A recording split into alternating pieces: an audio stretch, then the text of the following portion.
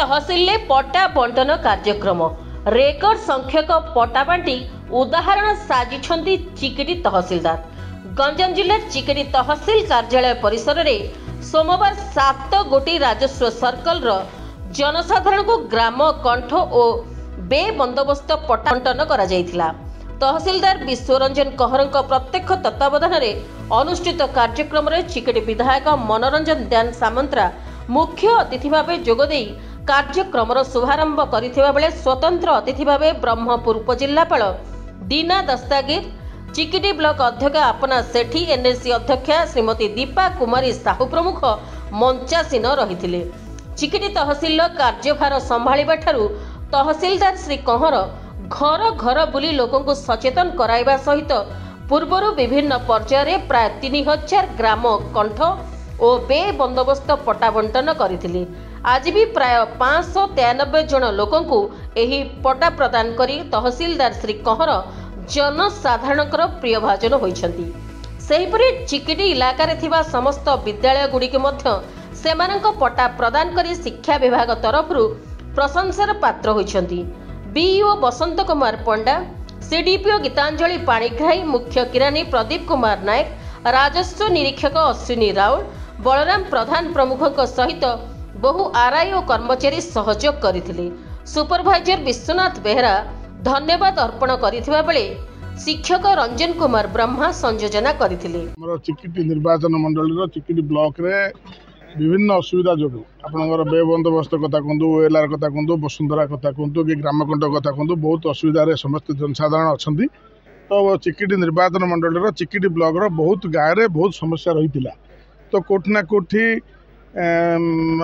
असुविधा coat officer level हो कि राजनीतिक लेवल जो किंतु वर्तमान स्थानीय तहसीलदार ध्यान देकी आज प्राय 593 पट्टा आगो बंटन होती। वसुंधरा पट्टा अच्छी से ग्राम्य कंटक अच्छी आपड़ ओएलआर अच्छी सब मिसी प्राय 593 पट्टा दि जाइए। तो निश्चित भाव में गोटे भल पदक्षेप राजस्व विभाग तरफ आज उपजिलापाल निजे प्रेजेंट अच्छा, आप एनएससी अध्यक्ष अच्छा, आप ब्लॉक अध्यक्ष अच्छा।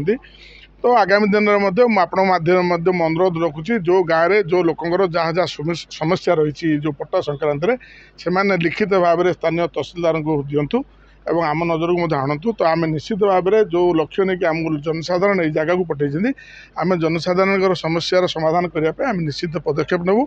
और ये जो आज कार्यक्रम कर निश्चित भाव में चिकिटी तहसील धन्यवाद पात्र। तो दिन है दीर्घ दिन है धरिकी आम तहसीलदार ऑफिस को दौड़ूलु पट्टा पाई पार्नुलु।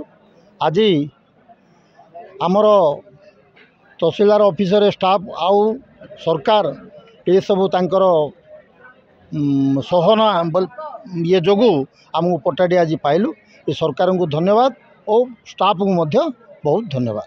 आज आम गंजाम जिलार चिकिटी तहसिल प्रथम करी ए वर्षर कराऊँच नुआ सरकार गठन है जो थे कि ग्रामकंटक पट्टा जोटा कि आपण मैंने जानते जे 1930 मसीहा पूर्वर जो माड्रास शासन प्रोविजन चलता से ये से मैंने कौन करते ना ताको जो घर बारी सूत्र से देते एवं घर बारी सूत्र घर करी लोक मैंने बसवास कर आसुले।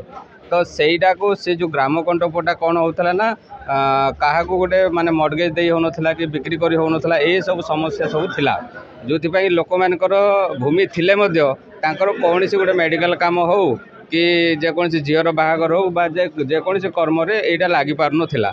तो बर्तमान कौन कराला ना ताको रहित सूत्र को अणाला जो थे कि रहित सूत्र करी आज दिन में आम 593 जन लोक मानक यही ग्रामकंटक पट्टा माने रहित सूत्र करी आज प्रदान कराला। बहुत खुशी आ बहुत दिन थिला मन भिड़ा भल अच्छे आगु एप्लाय करते मस पर एप्लाय कर।